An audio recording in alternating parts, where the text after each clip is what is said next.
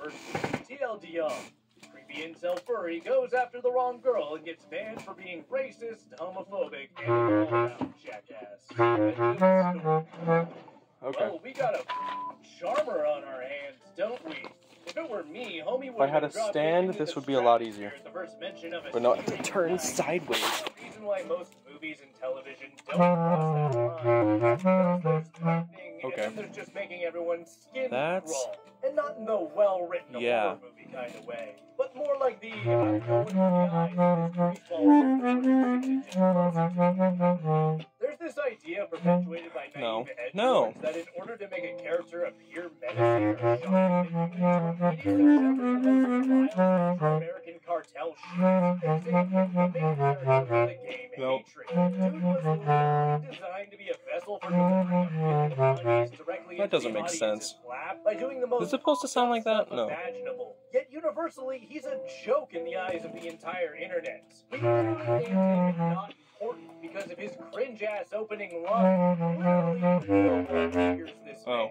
Contrast that with the kind recent Elden Ring expansion, and that shit. By the way, I'm using a really terrible read, so. Nicola takes the form of a literal giant. Just the power of love, and wants to bring about an age of compassion without war or prejudice. That's and yet F. I still get cold sweats whenever any of the characters hint at his F is normal. nature. That's right, the sadistic psychopath in the trench coat is less than 30 than the glowing femboy wielding the power. But then why is there a natural sign there? To illustrate my point, I don't know what will. So yeah, it should go That's without saying F, that if right? you're in a D&D game and you want your character to be oh my or God. sound menacing, for F. the love of God, don't use it as an opportunity and that's to G. shoehorn torture porn into the game. Okay, because that's G. a great way to shoehorn your friendships into a wood chipper. But if that little slip up was enough to get him drop-kicked into the stratosphere, then his perpetual creepiness towards women coupled with a dash of racism and homophobia for flavor is enough to get him launched into the that's not G. If you have respect for yourself or any of your fellow players,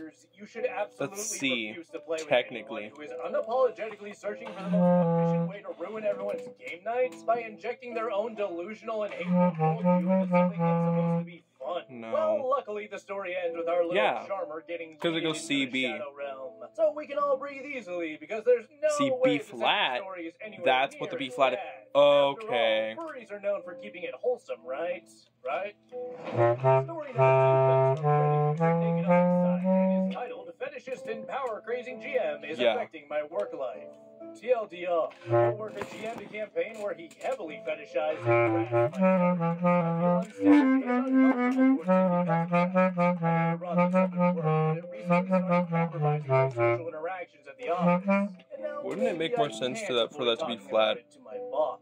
This story started some years ago before COVID. So a guy at work, the GM, was an experienced GM and wanted to play after hours.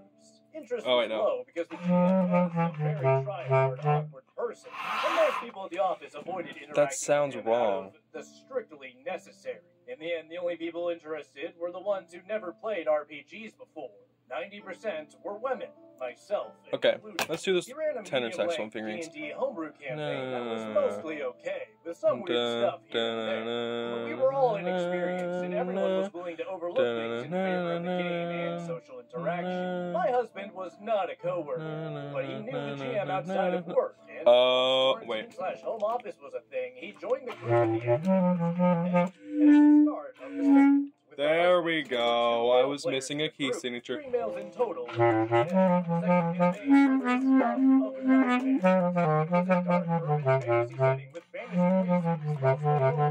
We later learned that pretty much everything in the setting was taken from creepypasta and horror games. There was a freaking GM made it look like he had E flat I was missing. My character was a nun, and her staff focused on combat. GM begged me to make her a werewolf. I cannot turn this way. I can't. It is way too hard to look at the music this way. So I figured it would do no harm. That's upside down. Never mind. I later found out he changed all the PCs to things that he wanted, and all personal flaws were thrown out the window. On my end, the GM was heavily focused on implying that my character was not a real nun. So almost every session tried to past relationships and imply that my character's church was fake. Every time I would assert that she was serious about her calling and celibacy. Once the GM figured he wouldn't succeed in making previous relationships with his NPC NPC's canon, he started focusing on trying to make my character break her pattern. So every single NPC became romantically interested in my character out of nowhere. All interactions with the NPC and my character had a lot of innuendo. Once again, I have to assert that she was not interested.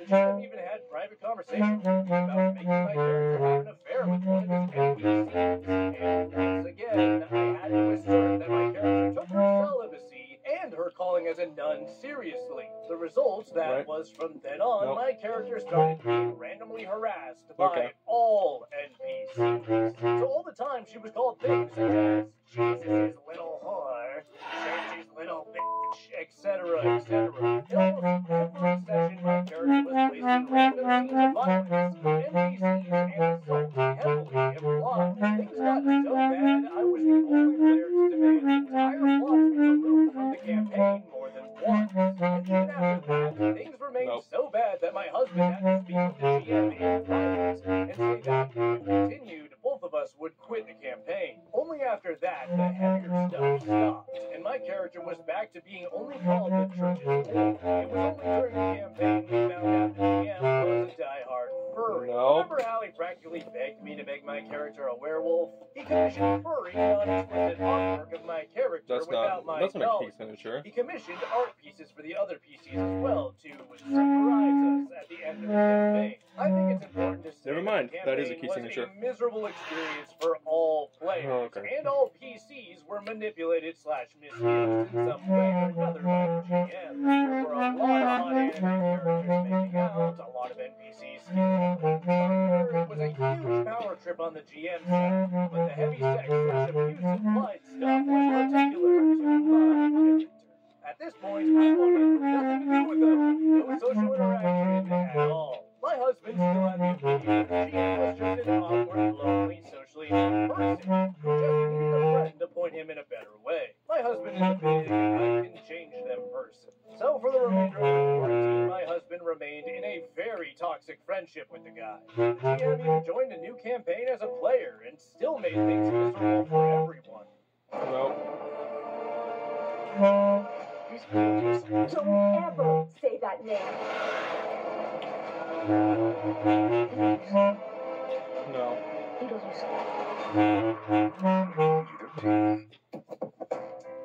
Oh my gosh. Why is it so hard? Zyrtec algae relief works fast and lasts a full 24 hours, so you can seize the day. Nope.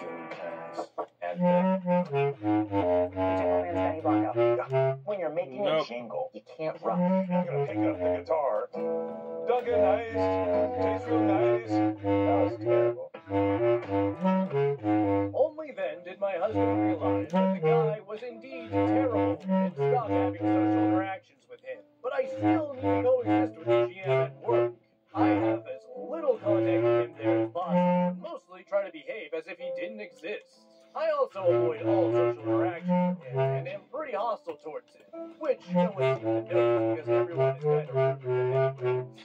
But being all day in the same room with him stresses me out a lot.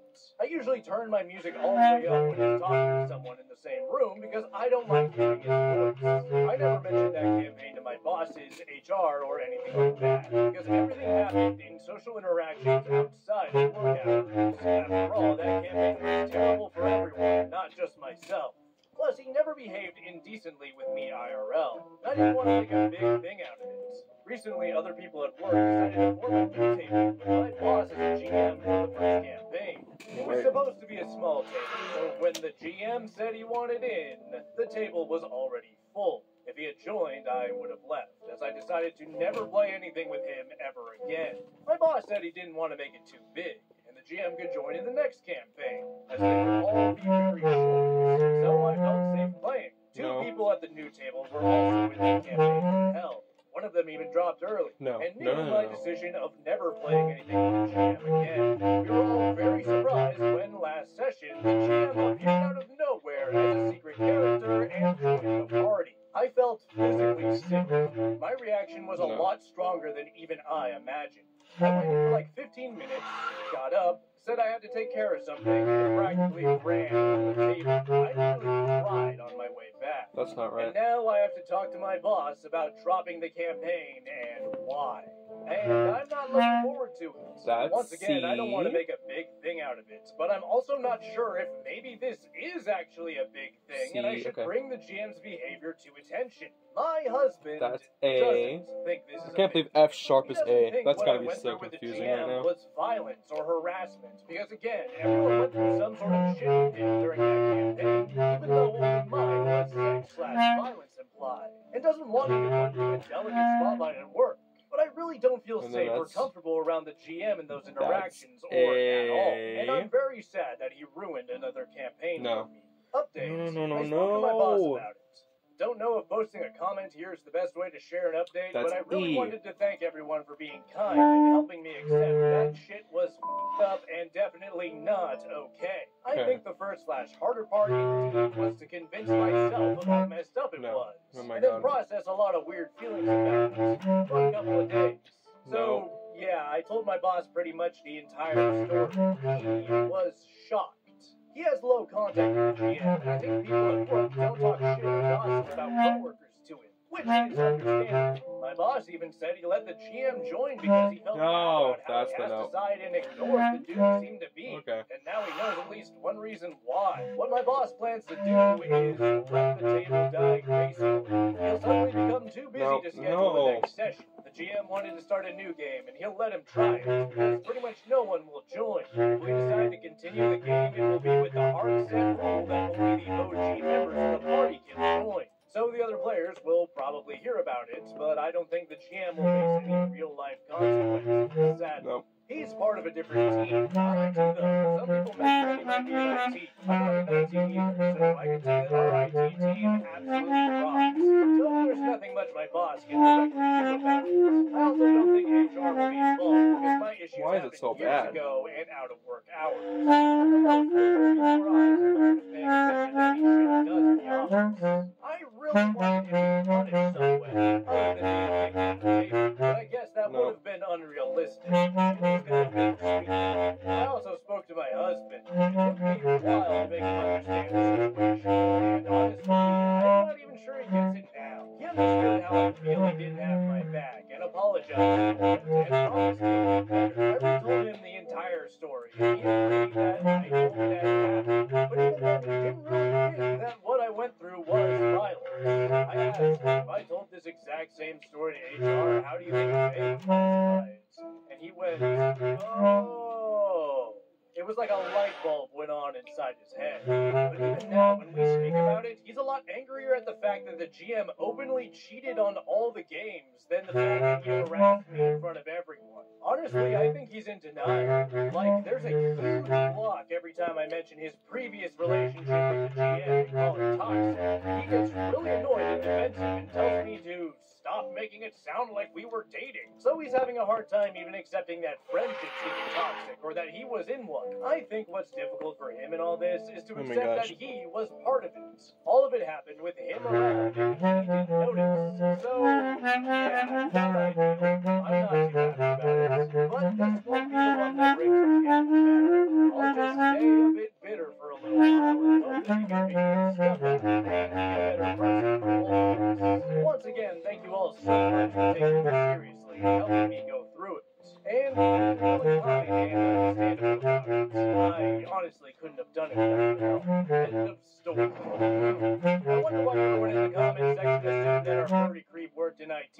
Quite the strange coincidence. Anyways, this guy is the big nasty. Let's talk about it. Now, I've never played D&D with any of my coworkers back before D&D became my job, so I can't spout any hard and fast rules like never play D&D with your coworkers. But I'd be lying if I said I wasn't at least a little hesitant at the idea of it.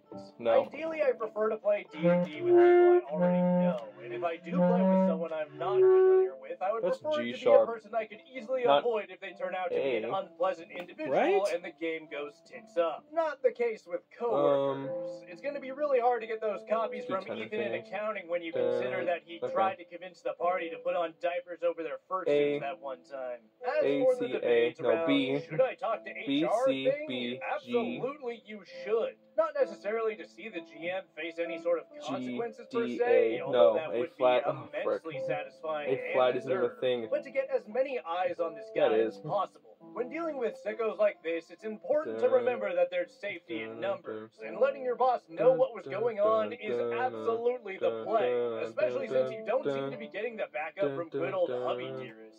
Look, props to the guy for his I can fix him mindset, but at some point you gotta slap a band-aid on that bleeding heart of yours and realize that the guy is actively harassing your wife. Now, I will say I'm not sure about calling it why is this so difficult? because the guy didn't act on any of his sick fantasies.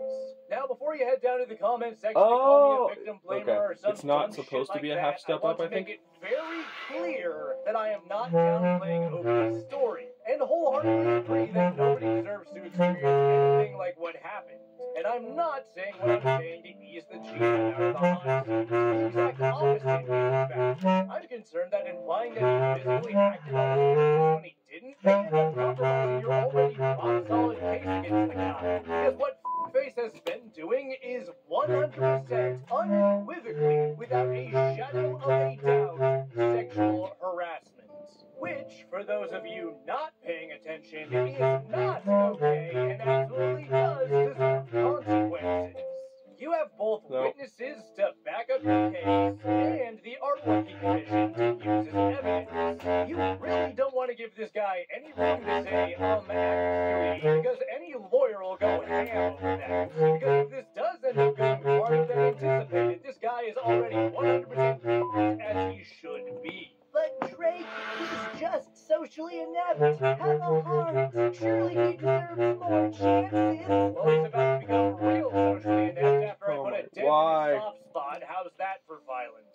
I find myself becoming increasingly more frustrated with OP's support system. Husband's over here getting more upset about cheating in a D&D game when his wife's character was repeatedly insulted. And Bossman's idea of a solution is letting the game quietly die, instead of letting the GM's job loudly die. I understand that his hands may be tied by corporate or whatever, but it's still super frustrating to see so little being done about this guy who is actively making his coworkers feel unsafe and may even feel emboldened to continue to do so.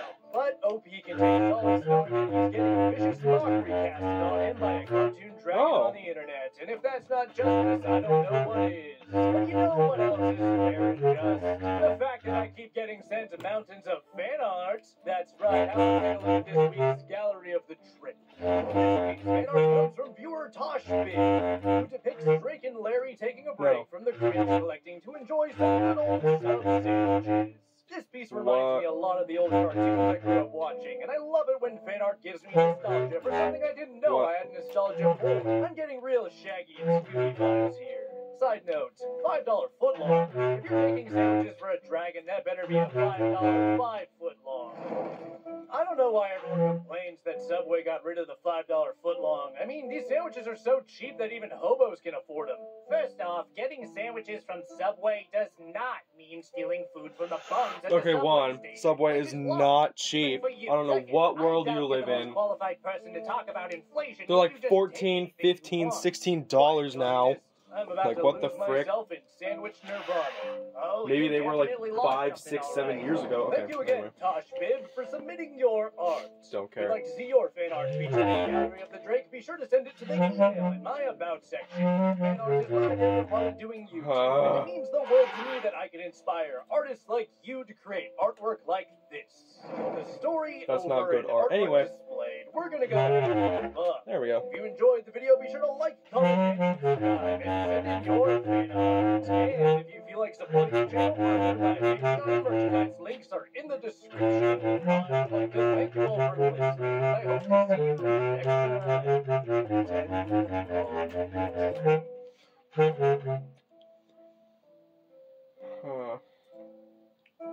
Okay. This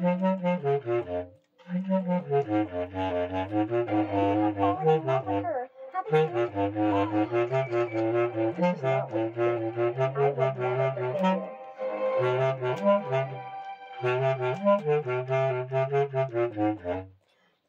I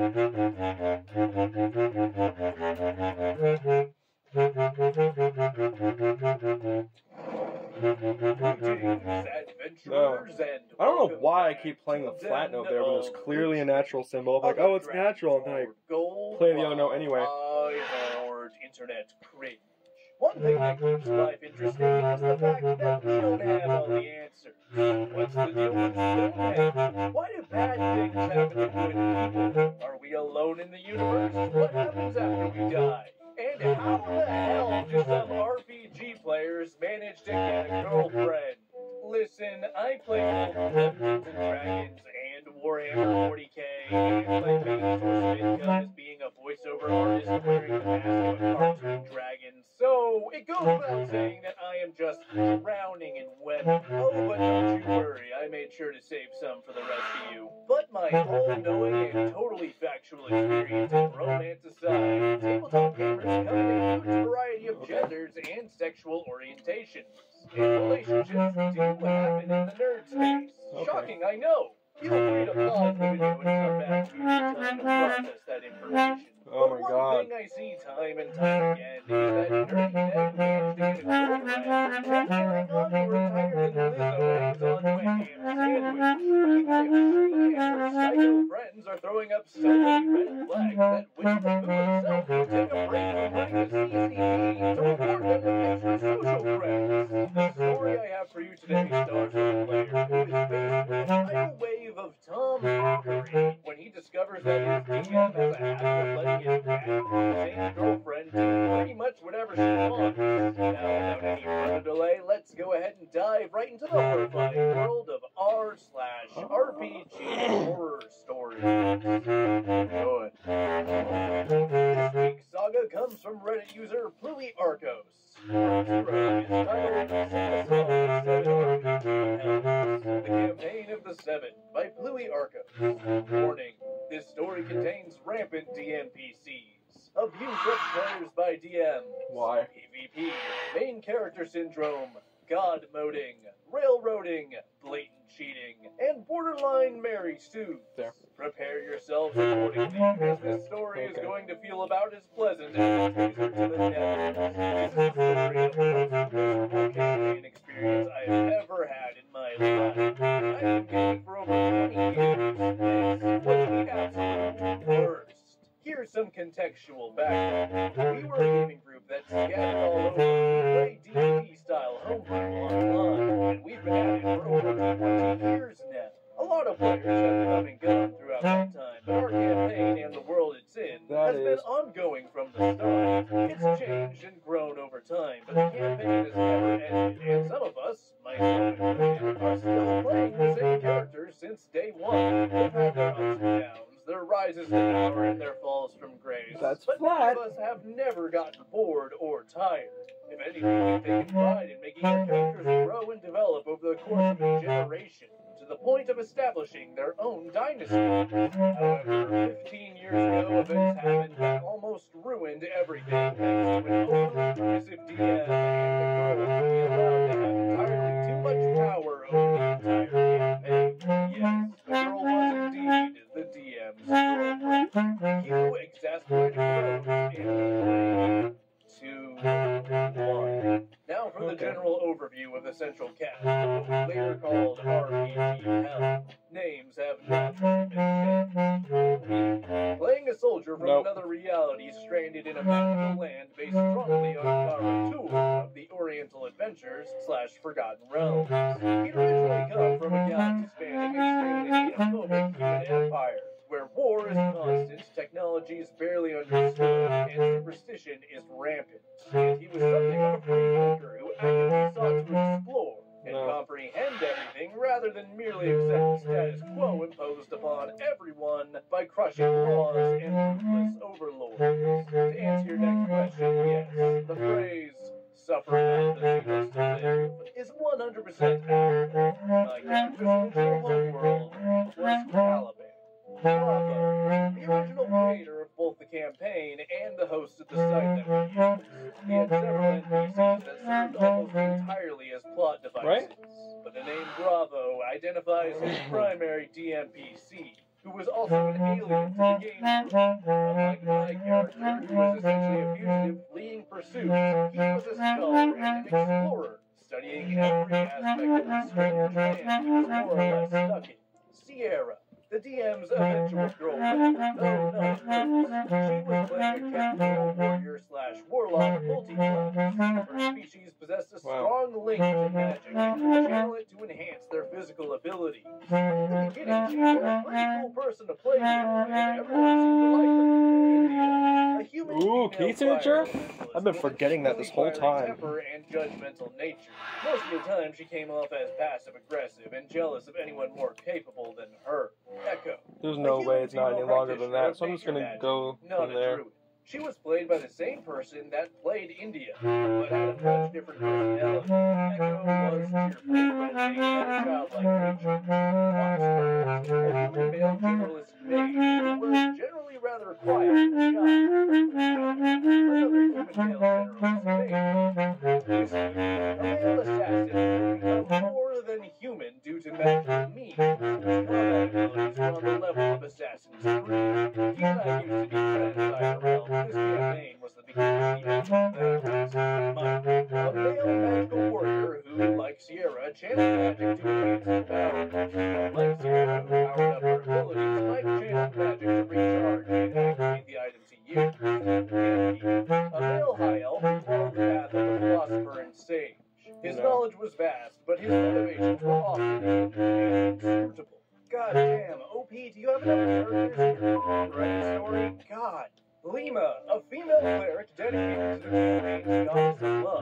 She was one of the NPCs I mentioned that Bravo ran in his role as DM Prime, but in this campaign she was used as an additional DMPC. Yes, yet more than one DMPC. Insert exasperated groans. As you can probably tell, our campaign was very magic heavy. I was one of the few players with a character that could not cast magic. My character relied on skill, practical experience, ingenuity, and technology, consisting of advanced body armor, a few firearms, and a handful of other items that my character had to maintain. This made my character an anomaly, but gave him some unique strengths that enabled him to do some things that other PCs could not. Everything was fun because everything was kept balanced and fair. I did not have a suit of Mark 7 equivalent pattern power armor, nor the patronage of the Adeptus Mechanicus. My weapons were comparatively powerful, but not overwhelmingly so. Power cells could be recharged using sunlight or heat, but that took an extensive amount of time, forcing me to be careful. I could also repair and even build new items, such as replacement ammunition, but at an understandably slow pace, which was only right and proper. It was all about maintaining power balance. Unfortunately, as you can probably deduce on your own, not everyone believed in that policy. Player-wise, there had already been a lot of drama, angst, and conflict. Bravo, Sierra, and I had once upon a time been the core of the party that everyone else more or less followed and relied upon. Bravo had the mass of knowledge.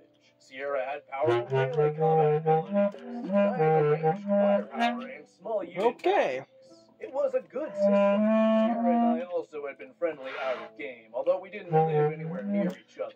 Then it all came to a screeching halt when she and Bravo IRL announced that they were officially dating and made their in-character interaction an extension of their out-of-character relationship.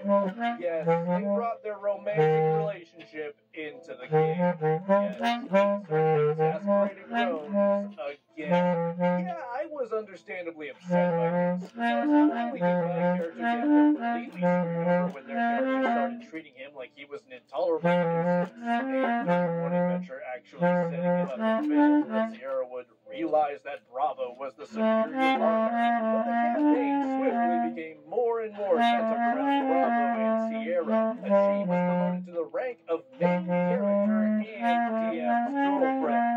No one accepted their excuse that it's just what our characters would have done. And it resulted in several people quitting the campaign completely out of protest. Sierra quickly started playing the DM's girlfriend card more and more, much to everyone's annoyance. In fact, Whiskey had been the first to object to how the site's message board was becoming a Sierra fan club. As he'd put it, he held several minor adventures had become all about them, with everyone else largely being excluded. Finally, we come to the heart of the story, the campaign of the Seven, which had been created by Sierra herself, with Bravo's permission and assistance. Some of us were a little skeptical about the whole thing, because she had been advertising it as being epic in scale, and everyone had lost some trust in them because they railroaded the... Use Hydro Boost water for 9 times the hydration for replenished, dewy, glowing skin. Bring it to your nearest store today.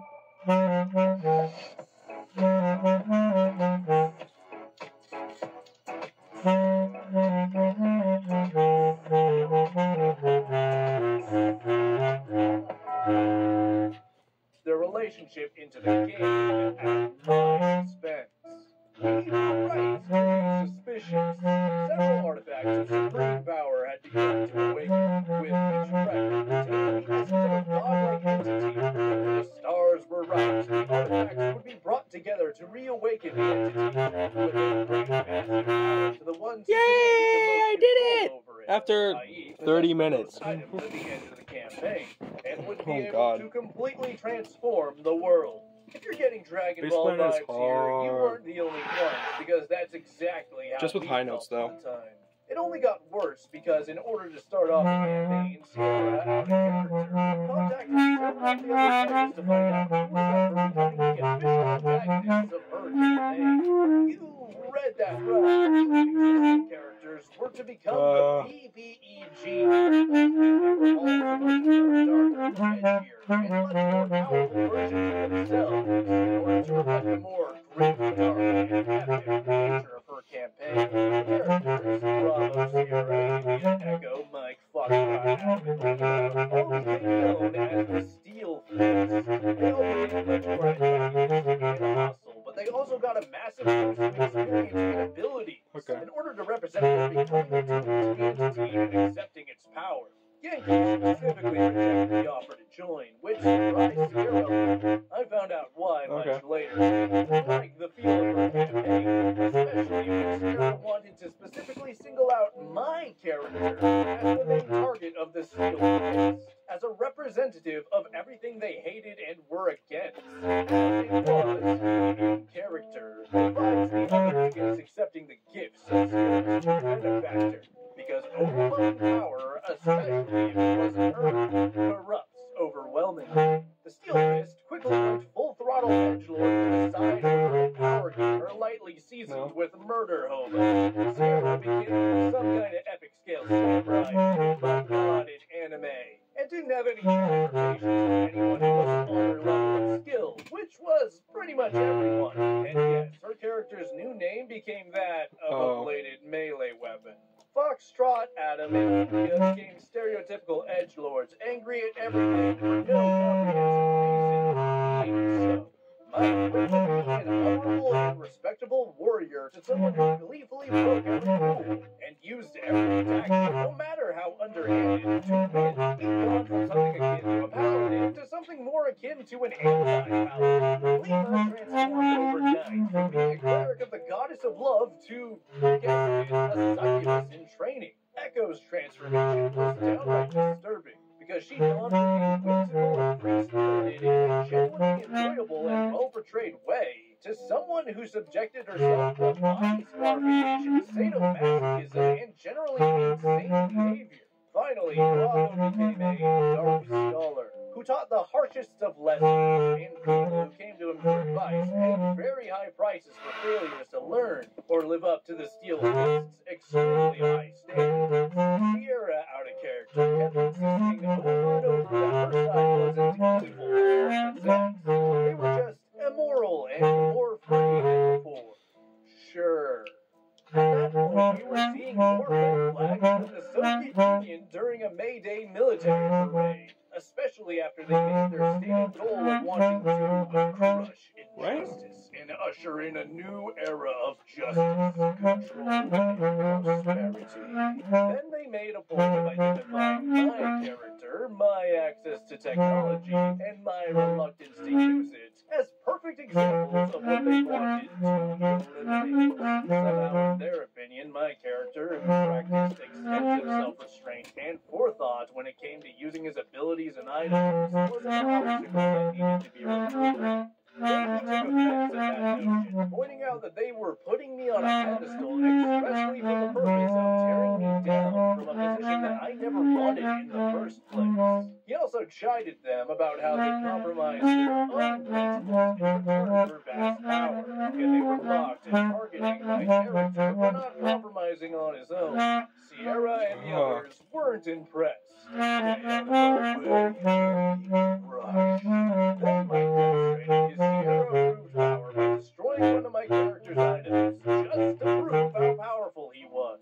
And it wasn't just any random item either. It had been a magical weapon that had been specifically given to me by Bravo himself, as DM, as a means of apologizing for the railroading previously mentioned. The weapon, although from the arm of one of Bravo's other NPCs, wasn't exceptionally powerful, but it served as a reminder that no DM should or could trample on other players and not expect consequences. Okay. Destroying the blade outright with no saves or rolls made had been both god-moding This and one a has like a declaration of giant intent. chip in it too. They were going to do whatever they wanted, regardless of how the rest of us felt about it.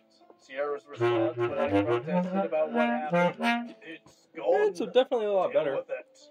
Me, looking down at the small pile of dust and fragments that had once been the bone dagger, my character then reached down into that pile, withdrew the blade intact and unblemished. Sierra, out of character. Wait a minute, you'll come to me, out of character. It's back. Deal with it. I don't care how powerful my character is. He can't simply destroy an item like that. If I had done something similar to Mike, or to you, you would have thrown a fit and accused me of breaking the rules. No god-moding, remember? If you're not gonna follow the rules, then why should I? Besides, I just reversed what Mike just did. He didn't destroy the blade, so no rules were broken. No harm, no foul, correct? Bravo, out of character. Right, Sierra? Let it go. The tone had been set, though, and the gauntlet had been thrown. Sierra had been wanting to have adventures that were far more epic in scale and wanted characters to match. She also wanted a game world that reflected that.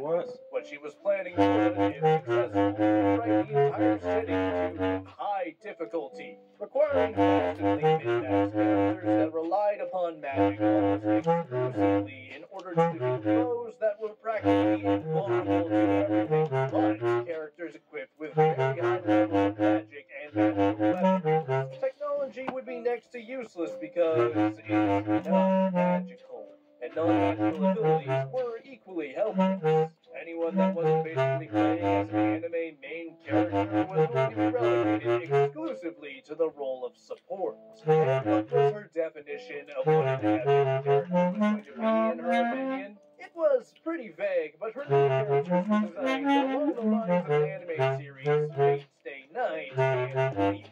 Her own character was basically a combination of Ichigo and Rukia and Archer and Lancer and Assassin and Gilgamesh and Saber all rolled into one. Insert unlimited clone works. At this point, it was starting to get borderline personal for me. Sierra had been making it clear for a while that she didn't like me, and that the feeling was getting mutual. Whatever friendship we had was over. This wasn't a game per se anymore. She had objected. She'd been given way too much leniency and agency because of her DM's GF status. And she was enjoying the authority she had been given far too much. What came next was a series of module-style dungeon crawl adventures, where one of the artifacts could be found inside of each. We were competing against the Steel Fist, and cooperation was not an option. We were already at a disadvantage on several levels. Firstly, the Steel Fist coordinated much better because they were playing seriously. They had been promised major rewards at the end of the campaign if they won, and they wanted to collect. Our side was mostly made up of more casual players, a lot of whom were just starting out, so they were still low to mid-level and not used to playing in a high-stakes campaign. Secondly, Sierra, as the DM, had stacked encounters and outcomes to favor her side. Players who had to leave early, like me since I had to work in the morning, were penalized experience points. Parties that wasted too much time were penalized experience points. Players who had to leave had to put their characters in limbo. The adventure continued, but their involvement ceased. Meaning, if a battle occurred, the party could be down members. At the time, her own characters never seemed to suffer the same problems. Thirdly, Sierra's party was so overpowered in comparison that running into them invariably led to combat that they had decisive advantage in.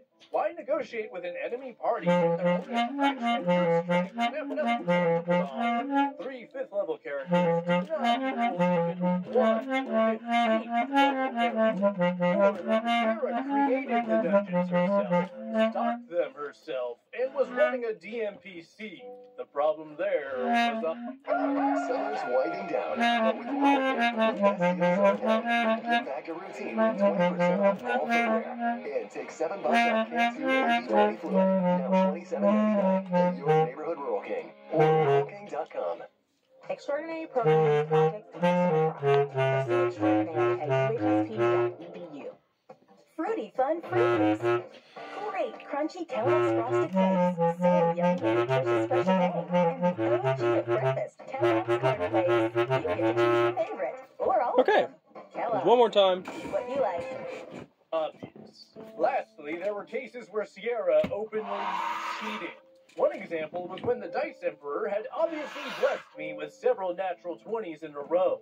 Sierra actually accused me of cheating and demanded that I re-roll. I refused because I'd been using the site's random number generator the whole time, and it had been Bravo himself who had installed it when he created the site in the first place.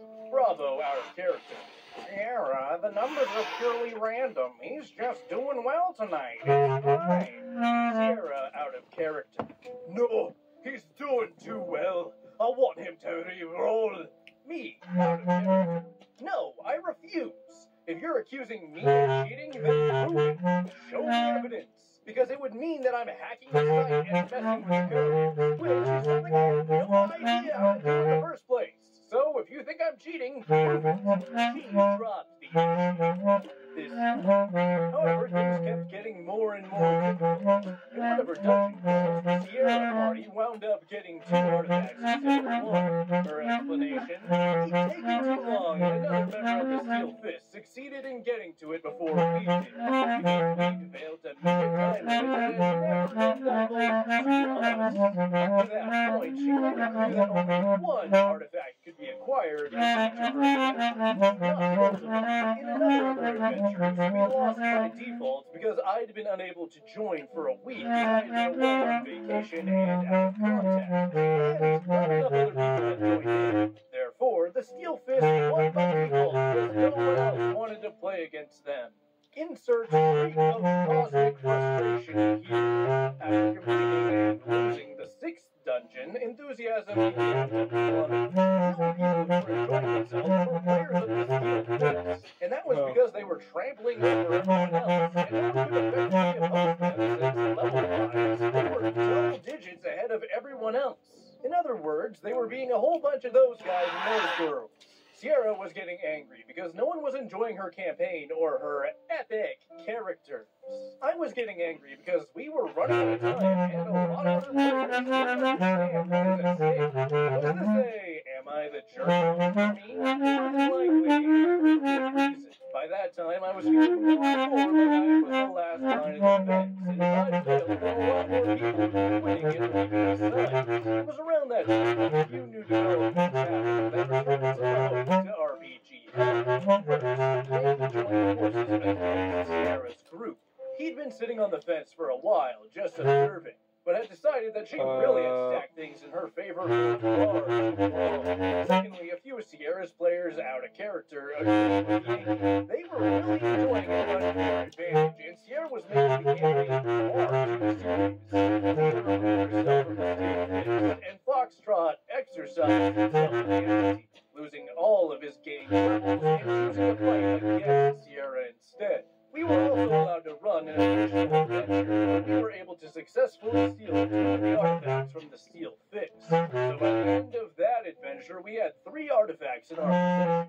It was also at that time that I completed a series of side adventures, all signed up on my problem. It turned up the last of the game experience. Bit risky, but I had succeeded in raising my character up to the same level as some of the people in Sierra's party. My character was now on equal terms with any one of them. In a one-on-one basis, the fight would be fair. Echo was impressed. I was nervous. Sierra, however, was angry. She apparently did not like the idea of my character being the same level as her. Finally, there had been an open confrontation against Sierra out of character. After the time limit loophole and the default win, people were pissed. I openly accused her of giving her players unfair advantages that enabled them to win far more than they should have. Whiskey, Yankee, and several others backed me up. They all agreed that Sierra really did seem to be changing parameters and including hidden conditions in her adventures that only favored her style. Sierra didn't like me accusing her of railroading, but Yankee backed me up on that as well. She was setting all the details, and the time loophole had never been discussed with anyone. She dropped that into everyone's laps after the fact, when it was too late to do anything about it. In other words, we were all playing by rules that she'd written but never shared a copy of. We rightfully felt like we were getting scammed. The ultimatum was given. The remaining adventures, and there weren't many at all, had to have all the parameters and victory conditions discussed openly and agreed upon before the start. Okay, what is that? Otherwise, we would declare her campaign over, and any changes she planned declared null. Her adventures weren't role-playing. They were PvP competitions, with the stated outcome being potentially massive changes to our entire game world that we'd all be forced to abide by. And more, it was looking like she was desperate to implement it all, even if that meant ramming down our collective throats. We were being put into a position, against our will, of having to either roll entirely new characters under an entirely different set of rules, or become effectively obsolete in a new setting that we had no say in. She assured us that this was never really her intent, but none of us really believed her, especially after she repeatedly tested positive No, Sierra, we don't care about how much you love Bleach. You cannot introduce the Soul Hunters into our campaign. You cannot introduce monsters that can only be killed by weapons that your chosen ones can manifest. And you cannot become a Catgirl version of Ichigo. We refuse to go along with this. Ultimately, she complied, but she did not like it one bit. Once again, I challenged authority and won. It turned out later that she'd been scorned by disrespect towards her, and she had intended to retaliate. And retaliate she did, but that's a different story altogether. Finally, the date for the last battle was set, and the parameters were discussed in full in advance. The remainder of the skill list would be engaging into that battle against everyone else.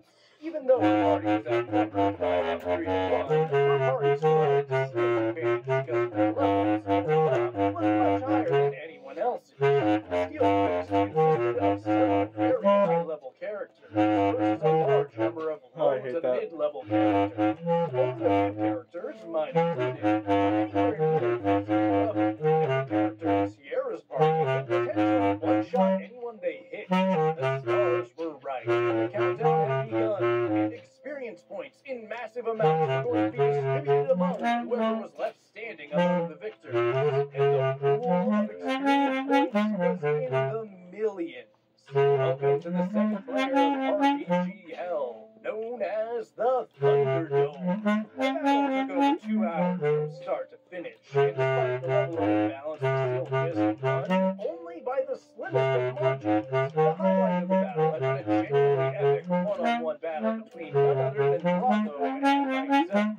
His character launching an all-out attack intended to take my character out as quickly as possible. He struck with an absolute surety, completely confident that the mere mother and my boys wouldn't be able to resist or stand against the perfection of that. Orders to attack were made.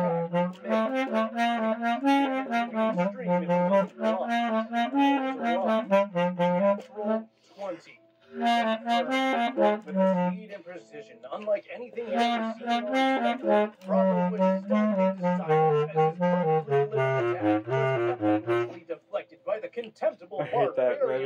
him. He wielded a sword whose blade had snapped in half long ago, but it withstood the impact of his own attack. For a brief moment, the sound of metal against metal canceled out all other noise, only to be replaced by the determined shout of that barbarian, a shout that was both a promise and a prayer. 3 words. The Emperor protects! Sierra out of character. No! Re-roll that. Me out of character. Why? It was a verified roll. Sierra out of character.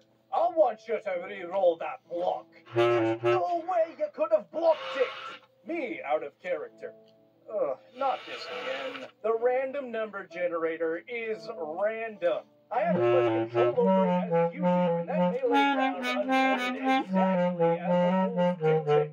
Sierra out of character. Re-roll that last Bravo out of character. Sierra, no!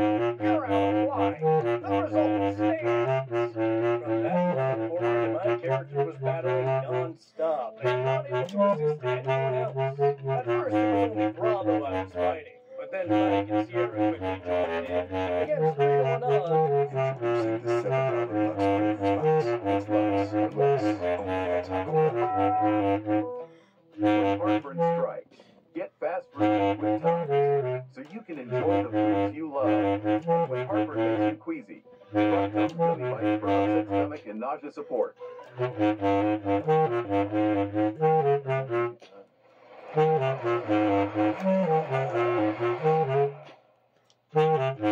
was worn down and defeated. I just hoped that I'd want everyone else a chance to win. Unfortunately, it wasn't enough. Everyone else, being much less powerful and not nearly as well equipped, was overwhelmed. Time had run.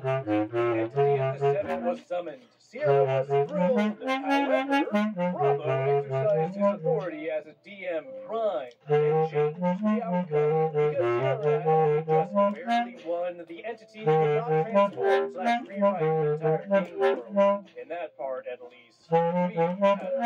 However, the remaining Steel Fist members who had defeated Sierra, Bravo, Adam, Echo, and Mike couldn't keep the experience points reward as decided before. Sierra was furious and tripled the amount, declaring that it was to compensate everyone for having to deal with Odie's bullshit. Yes, he openly blamed me. Adam, India, and some of the others immediately protested. No one had made any complaints about my behavior in character or otherwise. This even went so far as to accuse Sierra of doing it purely out of spite and dragging everyone else into a feud with me. Ultimately, Bravo used his authority as DM Prime to settle the matter. Sierra's decision would stand, and it was the start of him siding with Sierra more and more over time. India retained the massive XP boost both of her characters received, but began participating less. Mike gladly kept his boost, and while he scaled back the in-character antagonism slightly, he still played his character like he was best on for beauty of the beast. Adam rejected all of the experience points he had been awarded, telling Sierra that her whole campaign had been a bunch of crap. Sierra, Bravo, and Lena naturally kept their XP, putting all 3 characters in even greater lead over the rest of us. The rest of us soon got into the habit of interacting as little as possible with the Steel Fist characters, much to their extreme surprise. After everything they've done and how they've behaved, they were dumbfounded by our reluctance to trust them. If they had been weirdly possessed, then that would have been one thing, but they had embraced the changes and leveled it all, to the point of actively bullying and victimizing our characters. Them out of character. It's how our characters would have acted. Me out of character. And this is how our characters would have reacted. Did you honestly think that other people's opinions of you wouldn't change? It never crossed your mind? Short answer, it didn't. They honestly believe that after all that happened, we just go back to being friends, and everything would be water under the bridge. Insert scene from Family Guy. Hey Lois, remember the time that a Redditor tried to insert a literal and unironic Family Guy cutaway into his Reddit story? It was the most Reddit thing I've ever seen anyone do. Fine, okay, I'll play your kid. Stewie. I got my money. Your words have healed up nicely. What do you say we let bygones be bygones? Brian, you shot me in both my knees and then let me off fine. So, can you tell I don't really watch Family Guy? Because I think it's pretty obvious that I don't really watch Family Guy. Consequently, not only did a few more people drop out entirely, or at least reduce their participation for a long time, it further divided our group into two camps that were both mutually at odds with one another. Sierra and I became de facto representations of both. Sierra represented the serious hardcore players who were out to win and get every time. I represented the role players and the story makers who were building that we all created over the course of the last 20 years. Her next few adventures did indeed revolve almost exclusively around her ultra-powerful characters. But there was so little interest in participating in them that they largely faded into the background. I'm gonna do it without failing this time. Months. This is supposed to be Allegro. I'm supposed to be playing this fast. Began to dissipate a little, but the damage There's had no been way. done. At that point, I hated Sierra, and automatically assumed that anything she tried to do that involved me was to my detriment. Paranoid, perhaps, but after all that, she tried to railroad it under my character. After all the cheating, I had no reason to trust her. Worse, over the course of the next year or so, the animosity caused by RPG hell would fester into something much worse. Oops. The war was coming, and it almost ended our gaming career for good. That is a different story, and for now, this story belongs to its end. Well, you're on my short list, but immediately threw up a character that ended up not even mattering, and including a literal Family Guy cutaway. But I'll let it slide, because holy shit, Sierra is quite the piece of work. I've read a lot of RPG horror stories, and I mean a lot, but Sierra is a first-time offender for a lot of things on this channel. The first thing I want to go over is the one that I'm sure a lot of you are waiting for me to cover, that being how the fuck did Sierra manage to make the concept of a DMPC work? See, conventional DMPCs usually spawn when a DM decides that they also want to be a player and make a character that's able to god mode the world that they've created. This is the first time I've ever seen a player punch the existing DM out of their chair and off their ass and god mode the entire story with their character they already made. It's like a reverse DMPC and I don't even know what to call it.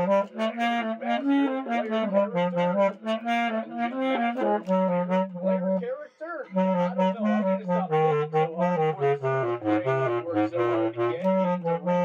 Obviously, giving a player the chance to also simultaneously play their pre-existing character is a no-go from me. There isn't a world where the implicit bias isn't going to shine through, even if there wasn't a person like Sierra at the reins. But unfortunately, there is How someone fast am I like supposed to be Sierra at the playing this? reins. And she's only the captain of second concern. I've heard of splitting the party, but this is just stupid. Now, the idea of DMing for two parties more in direct conflict with one another sounds interesting, but so is doing a backflip into the Grand Canyon. Doesn't mean that I'm going to recommend that anyone should try it. The idea failed in its execution for a variety of reasons, but the one that I keep coming back to is the fact that the one true god is a member of one of the teams. This is by definition a campaign based on player versus DM mentality. So color me surprised when people started having some issues. OP, I'm on board. Trust me, I understand as good as anyone that the Emperor protects. But considering how there's 4 more parts to the story, I'm not so sure he's protecting you, buddy. Part 1 is titled RPG Hell, The War, Part 1. Hello once again. As promised, I return to tell the story of what happened after the campaign is settled. I've broken it up in parts to make it easier to read. However, I'm warning you in advance that the contents of this retelling include examples of maliciousness, manipulation, histrionics, gaslighting, actual IRL bullying. The people who orchestrated these things, and to do this by accident. It was intentional,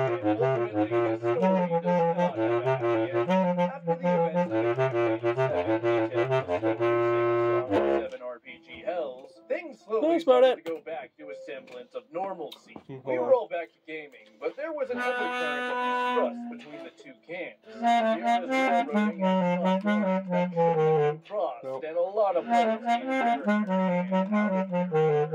comfortable with her any longer. The players who benefited exclusively because of her were pretty hard with her criticism, telling us all that we just needed to get over it all. We just responded by reminding them that Alright, that's that.